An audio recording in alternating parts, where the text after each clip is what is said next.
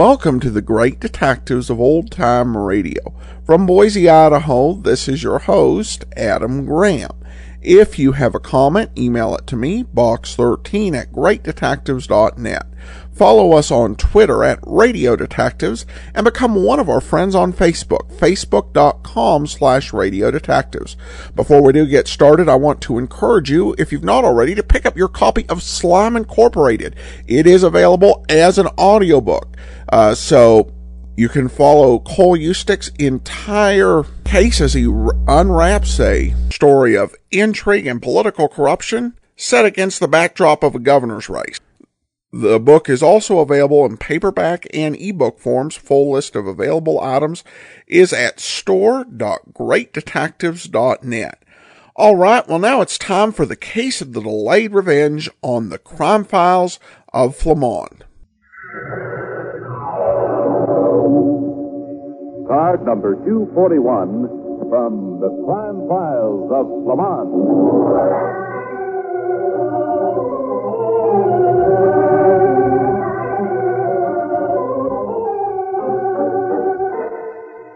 A new file card, please, Mr. Blake. Advertising man suspects plot to deprive him of his job. Ask for interview.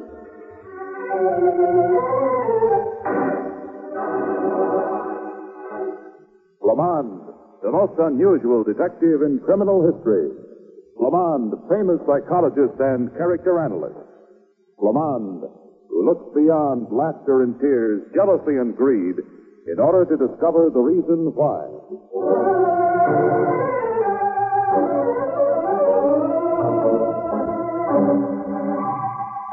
And now, card number 241 from the crime files of Flamond. The scene is the private office of Dale Cripps, president of Cripps Barney Incorporated, an advertising agency. Ken Stodgway, one of the agency's vice presidents, has just entered and speaks to Cripps, who is busy at his desk. I just got this memo from you, Dale. I don't get it. Memo? What memo? This one. It says that effective next Monday, somebody named James Garnell is to replace me as vice president in charge of research. Oh, I meant to tell you about that. It doesn't mean a thing. What do you mean it doesn't mean a thing? You're staying on at your present salary, Ken. The only difference is that you'll be working for Darnell. Oh? Well, who is this guy, Darnell? I've never heard of him. You'll meet him Monday and show him the ropes. Show him the ropes? Yes, I don't think he's ever worked in an ad agency before. Look, Dale, what is this? Hasn't my work been okay? Sure it has. We're not firing you, are we? But if this Darnell character hasn't ever even worked in an agency... Look, Ken. But I don't get it, Ken. I don't have to explain anything I do in this agency to anyone except myself. I know. But, it wasn't always that way, was it? What do you mean? It wasn't that way when Alex Barney was here. See here, I've forbidden the mention of that name around this agency, and you know it. Dale, whatever happened to Alex Barney anyway? I don't know. And I don't care to talk about it. That was a very unhappy association, and I just as soon forget. I don't see how you can when you keep on calling the agency Cripps Barney Incorporated. We started business with that name, and that's the only reason we keep it. Now, if you don't mind... Okay, Dale, okay, but I think you're being darned unfair. Why, Alice Pinckney tells me this Darnell guy's never even made application for a job. And you can tell Miss Pinckney that she's not running this agency. All right, if that's the way you feel. It is. And besides, I'm too busy to discuss a situation that's already settled. All right, I'll go now, but maybe we can discuss it some other time. No, not some other time. Okay. What did he say, Mr. Stodgway? Any luck? No luck, Ellen. You looked as though you had it pretty hot and heavy. We did. Well, you should know better than to challenge the boss. You still work here? That's the funny part of it. I not only still work here, but my salary remains the same.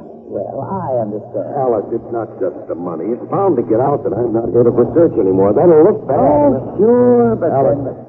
there's something funny going on here. I can't deny that. Besides, I've got to prove that Cripps is wrong. Prove that he's wrong? Yes.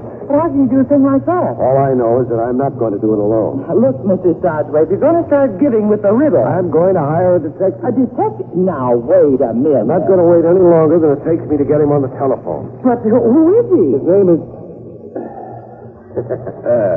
I almost stepped right into that one, didn't I?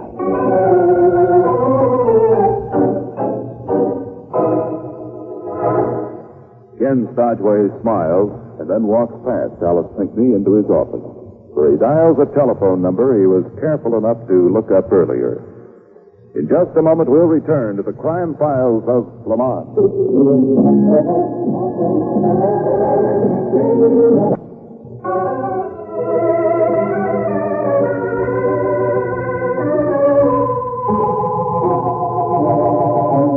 Now, back to file number 241 of the crime files of Flamond.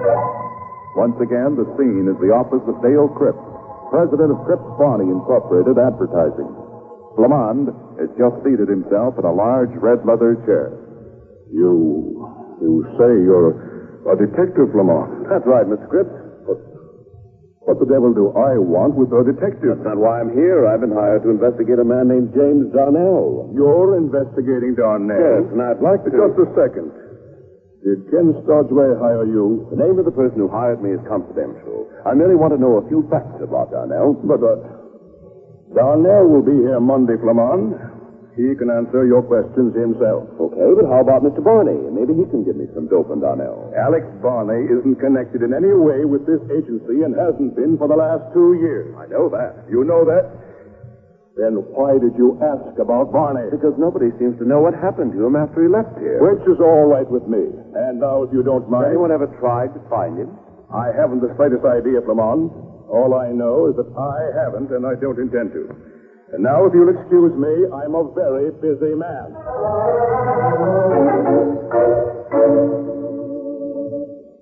Well, Flamond, it's Monday, and my calendar has a notation on it which says, Darnell. I haven't forgotten. Found out anything about him? Nope. In fact, I'm beginning to wonder whether the guy really exists. Oh, come on now. Hello. Oh, come in, Stodgway. I was going to phone you, Flamond, but I thought I'd better report in person. Any word about the mysterious Mr. Darnell, Mr. Stodgway? Yes, Miss Lake. He's finally shown up. And he came to work this morning. Yes. Where's he staying, do you know? Why, with me. With you? Yeah. I suppose that does sound funny, but... Sure does. Well, you see, look, he turned out to be a real nice guy. Well, he's taking over your job, isn't he? Yes, but he isn't acting like that. And, well, we got to talking, and he doesn't like hotels and won't have time to look for an apartment of his own, so I suggested he move into my place for a while. You know, Flamond, there are more ways of losing clients. Oh, than I'll pay you for what you've done. Except that I haven't done anything, so... Oh, excuse me. Understanding Incorporated. Is Mr. Stodgway there? Yes, just a minute. To you, Mr. Stodgway. Oh, well, thanks. Hello? This is Alice Pinckney, Mr. Stodgway. I'm sorry to disturb you, but you better get back to the office right away. Why, what's wrong? Mr. Cripps just asked for you, so I rang your office, and not getting any answer, I went back there, and your office has been torn to pieces. Torn to pieces? Yes, surveys, papers, everything scattered all over the place. You mean that Darnell's done this? Well, I don't know who did it, but the place looks as though it's been hit by a cyclone, and... Oh, here comes the boss. Come on. I'll be darned. What's the matter? That was Alice Pinckney, Cripps' secretary. I take it you're looking for a job. All I know is that she said somebody's been through my office and that it's been turned upside down. I'd say this calls for going over there and taking a look. I guess you're right. Maybe I made up my mind a little too soon about Darnell. Maybe and maybe not. But it sure will be interesting to find out.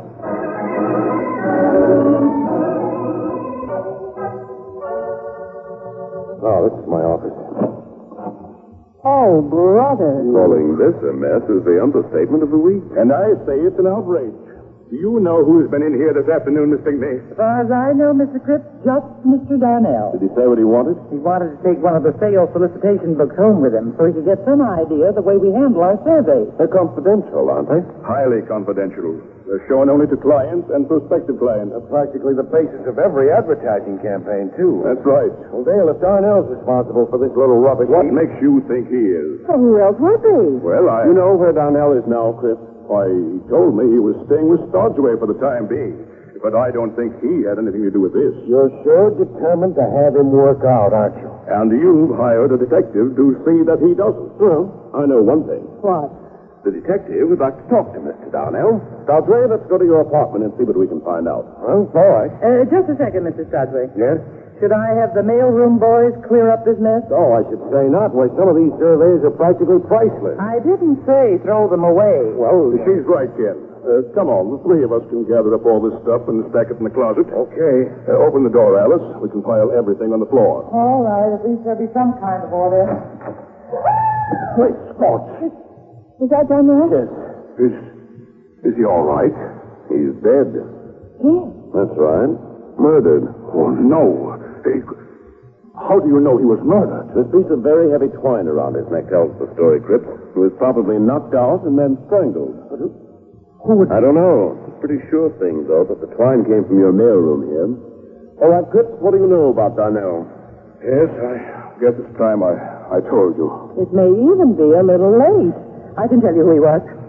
He was a private detective. Just a minute, Alice. I'll handle this. Is she right, Cripps? Yes, she's right. You brought him in from some other city? Why, yes. But how did you know that? Well, I never saw him before. What was the idea of planting him in my department? Because I thought he could work more quietly here than anywhere else. And just what was he working on? Well, it's a funny thing, but for the last few months, our competitors have been wise to every move we were about to make. Are you accusing me I'm not accusing anybody, Ken. But somebody in this agency was tipping our hand. And if it doesn't stop, we'll be run out of business. Distinctly, if you knew Darnell was a detective, why didn't you tell me right away? Why, I thought it was none of your business. Besides, I worked for Mr. Cripps. That's right, so did Darnell. What do you mean? Just that working for Dale Cripps isn't insurance against somebody putting a rope around your neck and pulling it just a little too tight. Get what I mean?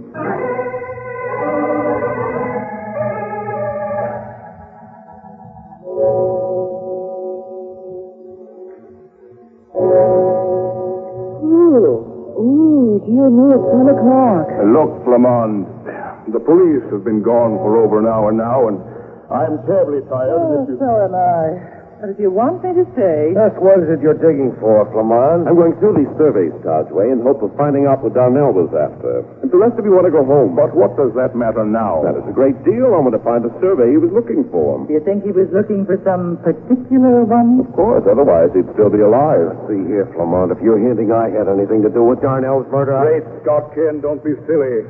You're the number one suspect. But I didn't even know the guy. But you were trying awfully hard to know him, weren't you? You even hired a detective before anything happened. But, Mr. Cripps, Mr. Stodgway couldn't have been tipping other agencies off to our plans. He didn't even know our plans. That's true, Alice. But he also didn't know what it was Darnell was here to check. He simply thought Darnell was freezing him out of his job. Now, look, Hold it, William. You're all just guessing, and that's no good. Why don't you three go home and get some sleep? Oh, that's a good idea. Except that it doesn't include me. That's right. You and I, Sandra, are going to do a little research. And I can't think of a better place to do it than in the research department.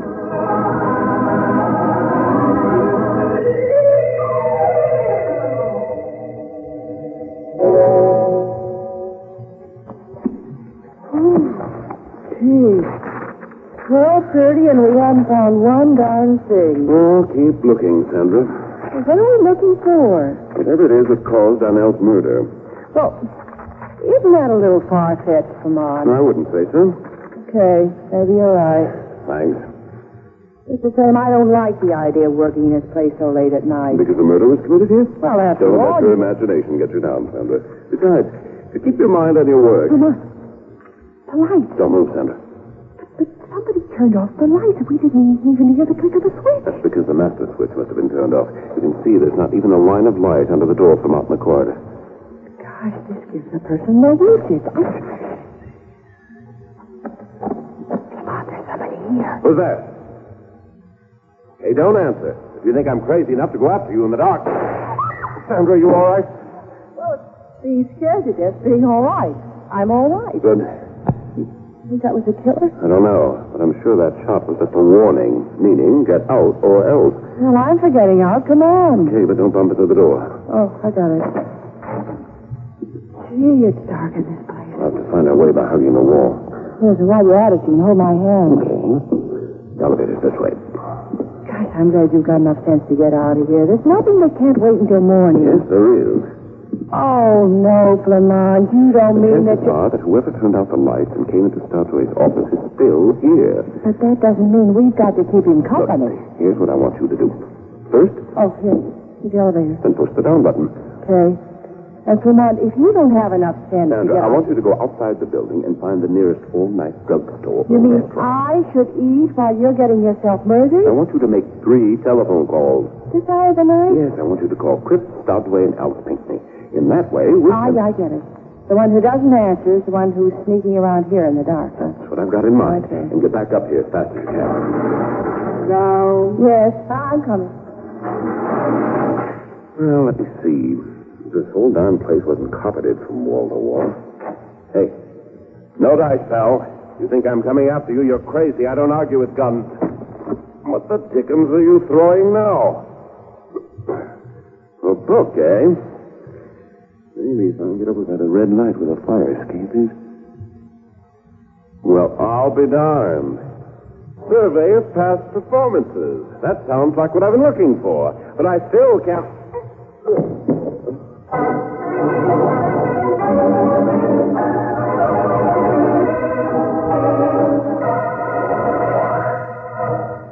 In spite of his precautions, Flamond is trapped by an unknown, unseen, and apparently murderous assailant.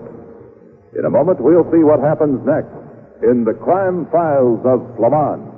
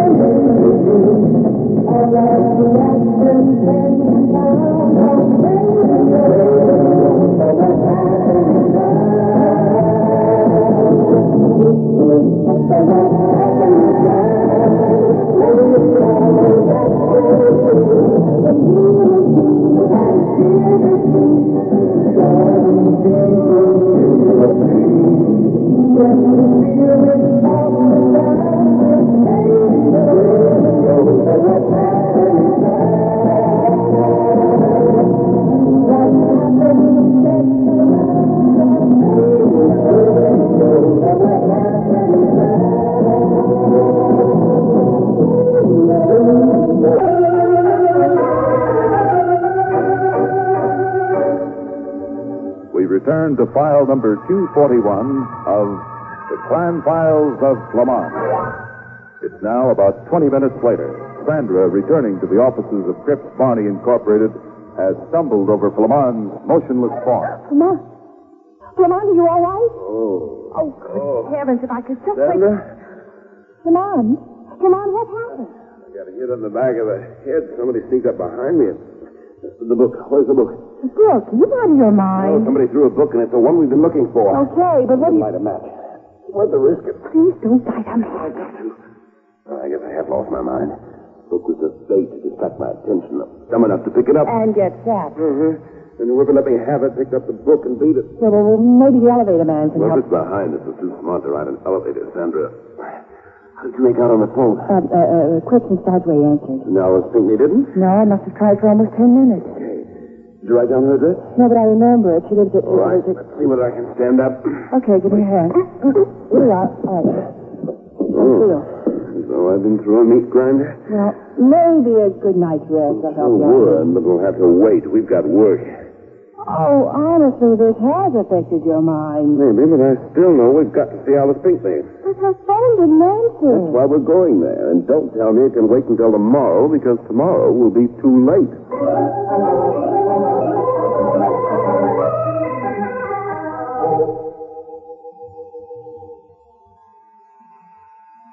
I told you she wasn't home. And I say that we're staying here until... What in the world are you... Miss Pinckney, I want to talk with you. But you can't wake me up and walk in here like this in the middle of the night. If you've been asleep, how come the phone didn't awaken you a little while ago? The phone? Yes, I called you from downtown. I must have been asleep. I doubt it. Here, if you think Where's you... the book, Miss Pinckney? Book? What book? A little item that's kept in Crip Barney's research department. Ask Mr. Sodway about it. He's in charge of research. It's called Survey of Past Performances. I know nothing about it. I bet.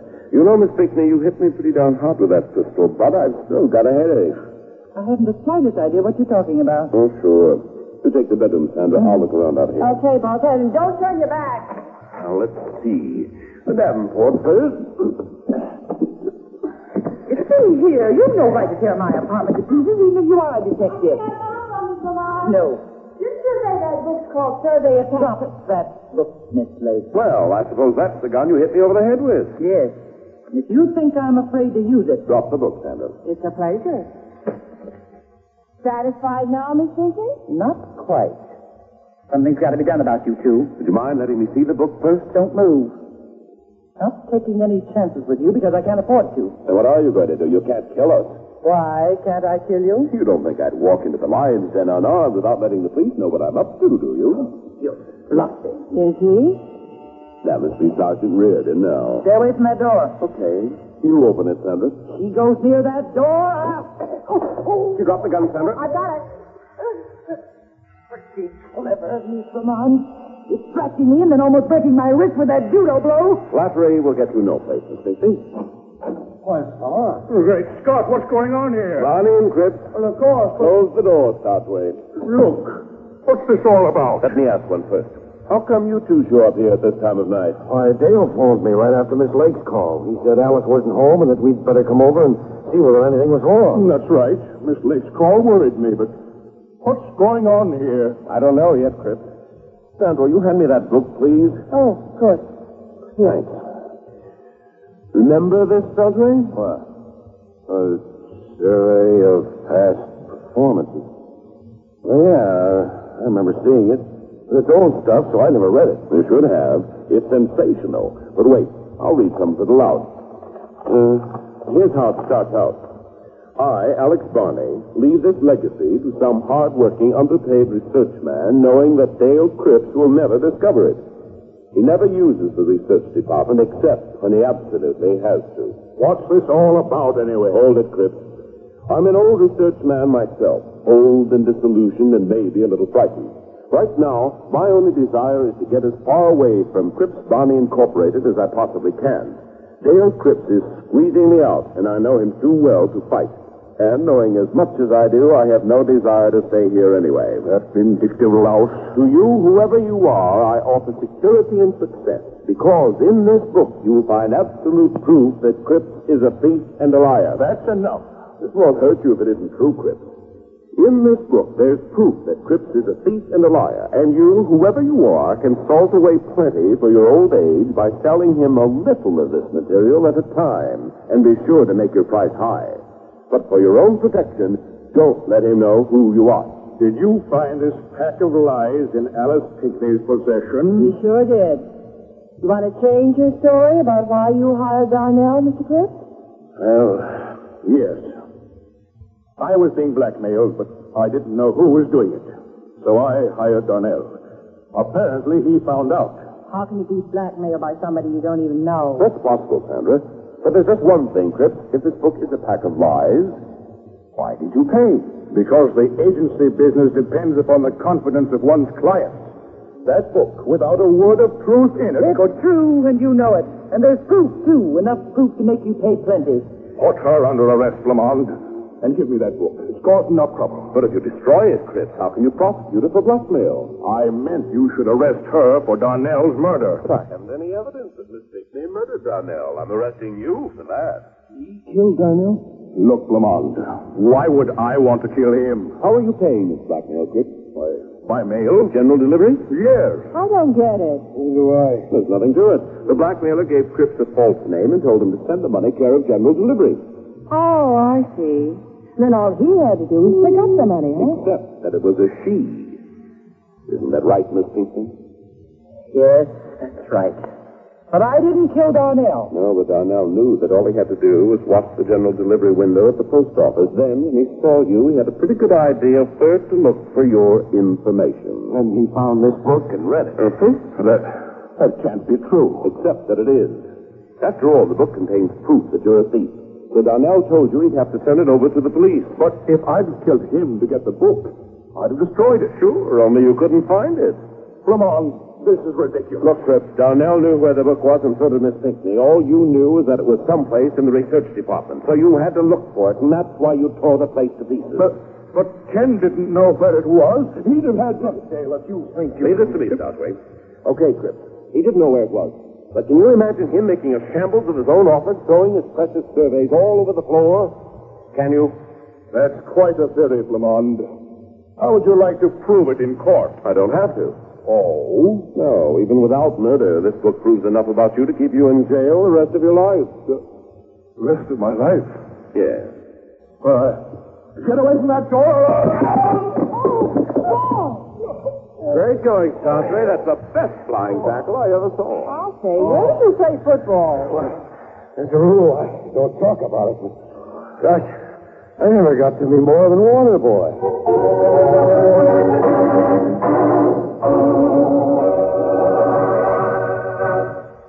We'll be back in a minute with tonight's Basic Clue, an exclusive feature of the crime files of Flamond.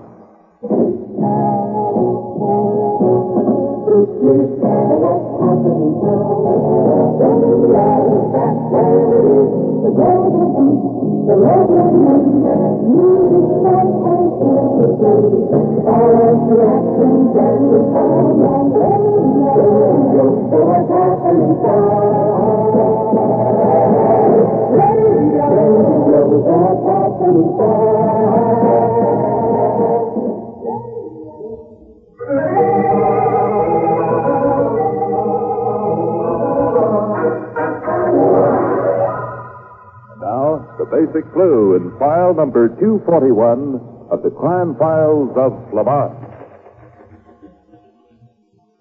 You know, Flamond, the one person I figured was in the clear was Dale Cripps. Okay, Sandra. Look at it this way. First, Alice Pinckney wasn't physically capable of strangling a man without knocking him out. All right. But how about Ken Stodgway? He was never a suspect. Why not? Because he hired you? Partly. It was also obvious that Stodgway wasn't the blackmailer and didn't know who or what Darnell was. How'd you know that? Well, if he'd been the blackmailer, he wouldn't have hired me. He could have simply sent Cripps a letter telling him to lay off or be exposed. But, how did Alice Pinckney get hold of that book? By snooping around the research department.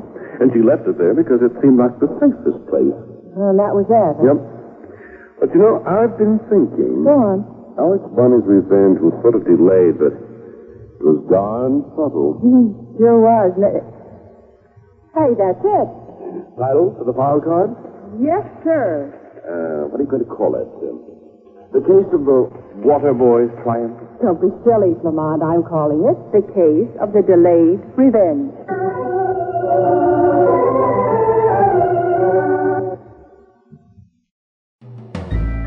This is Andrea J. Graham, author of the Web Surfer series. Oh, and a Madam's Wife. You're listening to the Great Detectives of Old Time Radio.